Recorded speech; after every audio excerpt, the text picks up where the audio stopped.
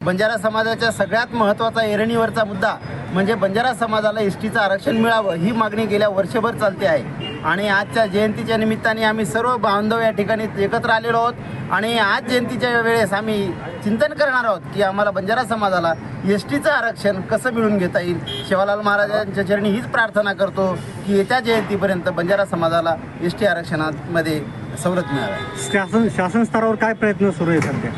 शासनाने गेल्या 3 महिन्यापूर्वी महाराष्ट्राचे आमचे सर्वांचे लाडके मुख्यमंत्री फडणवीस साहेबांनी आम्हाला या ठिकाणी सांगितलं होतं की 3 महिन्यामध्ये आम्ही समिती गठीत करू, पण मधल्या काळामध्ये वेगवेगळ्या प्रकारच्या आचारसंहिता लागल्या आणि त्या समितीच्या गठनासाठी विलंब झाला।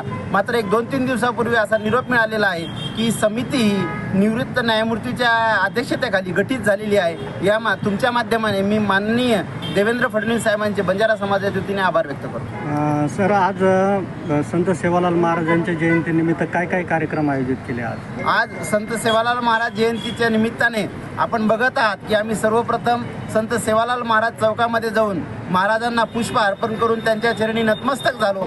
त्यानंतर आज या ठिकाणी हरित क्रांतीचे प्रणेते वसंतराव नाईक साहेब यांच्या चौकामध्ये पुतळ्याजवळ येऊन या ठिकाणी विचार देण्याचं काम करणार आहोत। या ठिकाणी इथून जाऊन नाईक नगर येथे संत सेवालाल महाराजांच्या मंदिरामध्ये महाप्रसादाचा कार्यक्रम आहे। त्यानंतर पुन्हा पुंडलिक नगर रोड इथे संत सेवालाल महाराज चौकात महाप्रसादाचा कार्यक्रम आहे। असं भरगच्च कार्यक्रम आहे। पडेगाव, नारेगाव बाजूला असणारे तांडे या ठिकाणी दिवसभराचा भरगच्च कार्यक्रम आहे। समाज बांधवांना काय आवाहन करणार?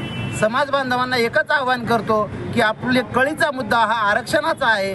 सर्वांनी ज्या वेळेस आमच्या सर्वांच्या माननीय प्रमोद राठोड सर असतील, राजूभाऊ राठोड असतील, PM पवार सर असतील, राजपाल सिंह राठोड सर असतील, आमच्या बंजारा समाजाचे नेते आहे, यांच्याकडून जेव्हा वेळोवेळी आवाहन होईल त्यावेळेस एकत्र यावं आणि आरक्षणासाठी झटावं। धन्यवाद.